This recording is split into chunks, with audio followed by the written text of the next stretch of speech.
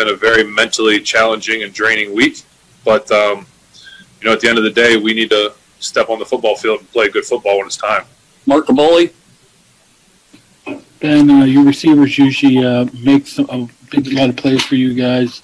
You had a whole bunch of drops and a lot of combat catches not being able to brought down. What's your thought of why that happened today? I need to be more accurate with my passes. You know, I need to give them better chances to make the plays. And there were some plays made today when they needed to be.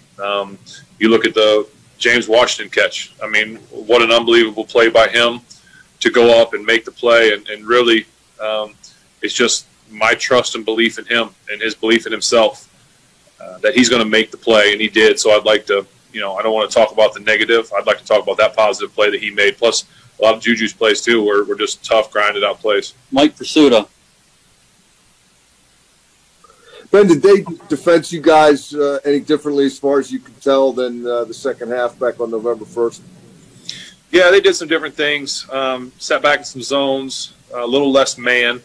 Some of that might have to do with, you know, injuries and things like that. But they threw some different looks at us, some blitzes. And so give them some credit, obviously, for the way we played too. Joe Rudder. Yeah, Ben, you and Pouncey usually are off the same day of the week in practice. Was there any adjustment with Hassenauer in there from your end? Yeah, it was definitely, you know, we've taken some snaps in the past during practice, not a lot, but some. I thought he did a great job for being thrown in the fire. You know, this is not an easy defense with looks and things. And we had no CQ exchange issues. And so I think that's, you know, he needs to be commended for that. Dejan Kovacevic.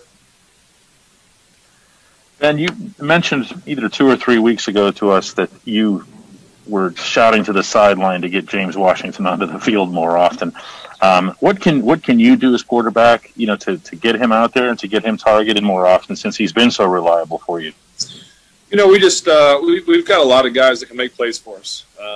You know, and like I said, I didn't make the plays tonight that needed to be made. So this game, I'll take, you know, the heat for the drops and things that weren't accurate. And so James Washington is a guy that is getting on the field and needs to get on the field more, but it's not because anybody's not doing good. It's just because he is a player that can make plays, and we always talk about guys staying fresh, and we need to rotate guys and get him on the field because he's hungry and he wants to be out there and make plays for us. Bo Marchiani.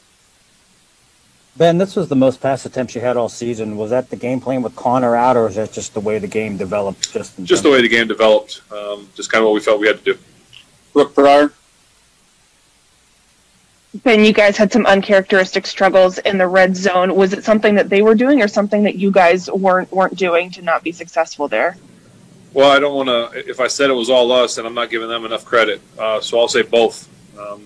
They made plays and stopped us, and we didn't make the plays when we had to. Will Graves. Ben, you talked about the mental side of this. I mean, how challenging have the last few days been, and then how challenging the next 3 or 4 days going to be considering your schedules continue to be disrupted?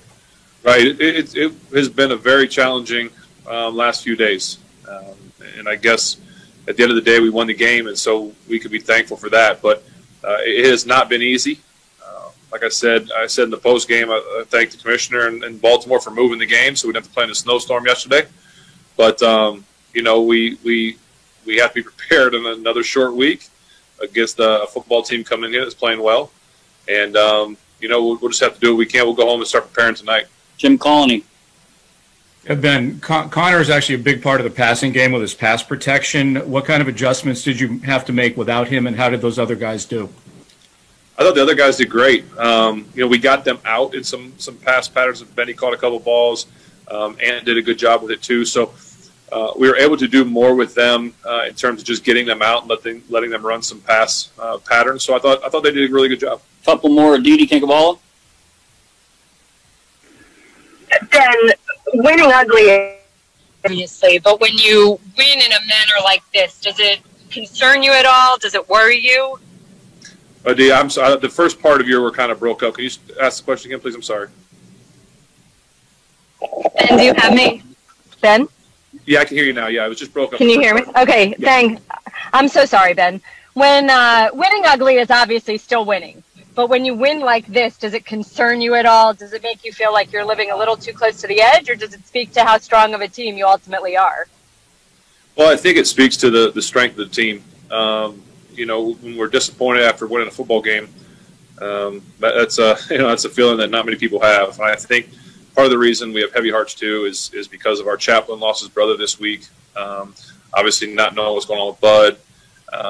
You know, so there's a lot of heaviness going on right now in this locker room. We've got 3 football games in 12 days. Just a lot going on. So mentally, you know, we're getting into that mental warfare, if you will. So proud of the way the guys won the game today, but we've got to get ready to keep going. Final one, Mike Pursuta. I'm good. Oh, thanks, Mike.